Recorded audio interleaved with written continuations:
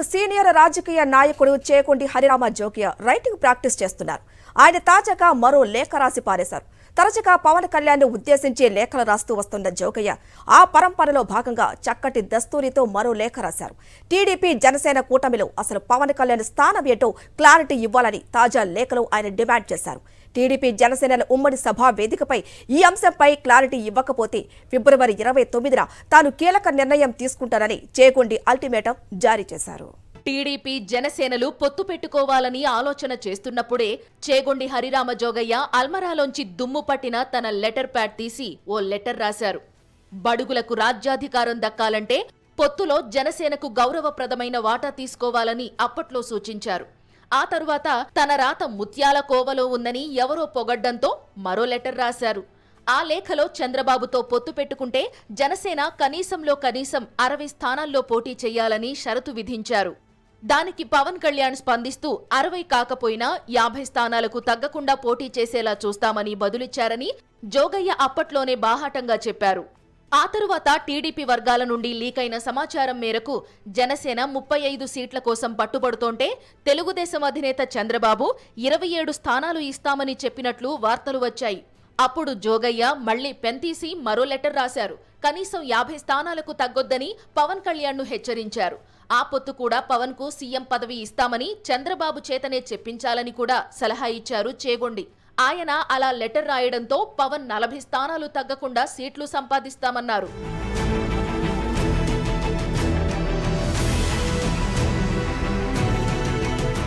జన సైనికుల్లో పొత్తులో తమకి ఎన్ని స్థానాలు వస్తాయో అన్న ఉత్కంఠ చెలరేగుతోందని గమనించిన పవన్ కళ్యాణ్ పార్టీ విస్తృత స్థాయి సమావేశంలో మనం ఎన్ని స్థానాల నుంచి పోటీ చేస్తామన్నది ముఖ్యం కాదు.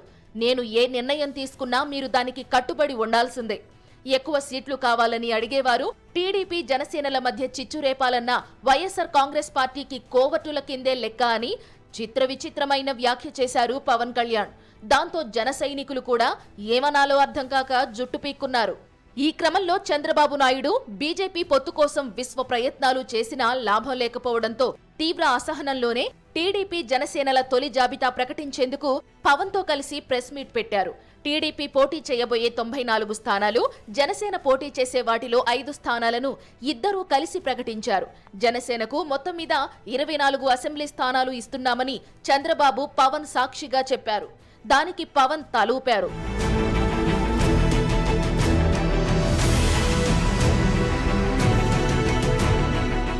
స్కిల్ స్కామ్ లో చంద్రబాబు జైలుకెళ్లి పార్టీ అవసాన దశలో ఉన్న సమయంలో టీడీపీని ఆదుకున్నందుకు జనసేనకు ముష్టి 24 సీట్లు ఇస్తారా అని జన సైనికులు మండిపడుతోన్న తరుణంలో చేగొండి హరిరామ జోగయ్య మళ్లీ పెంతీశారు. జనసేనకు లెటర్స్ రాయడానికి మాత్రమే ఉపయోగిస్తున్న తన లెటర్ ప్యాడ్ ను బయటకు తీసి ఇంకో లెటర్ రాశారు. చంద్రబాబు సీట్లు ఇవ్వడం జనసేన దేహి అనడం చాలా చండాలంగా అసహ్యంగా ఉంది పవను అని చేగొండి నొచ్చుకున్నారు ఆ లేఖలు.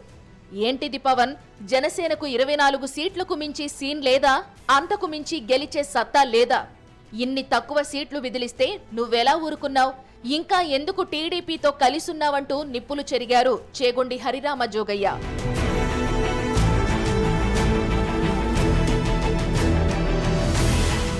చంద్రబాబు వైఖరి, పవన్ కళ్యాణ్ జీ హుజూర్ అంటూ సైలెంట్ గా ఉండిపోవడం చూస్తోంటే బడుగులకు రాజ్యాధికారం అన్న డిమాండ్ కాస్త పక్కదారి పట్టేలా కనిపిస్తోందని చేగొండి మరో లేఖ రాశారు.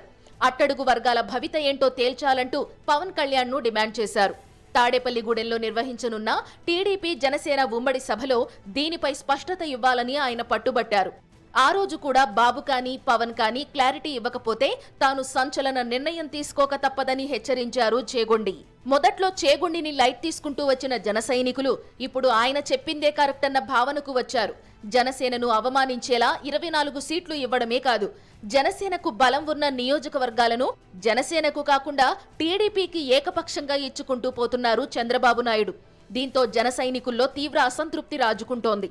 చంద్రబాబు ఇష్టారాజ్యంగా చేస్తోంటే పవన్ కళ్యాణ్ నోట్లో బూరుగుపల్లి బెల్లం ముక్క బుగ్గన పెట్టుకున్నట్లు నోరు మెదపరేంటి అని వారు నిప్పులు చెరుగుతున్నారు.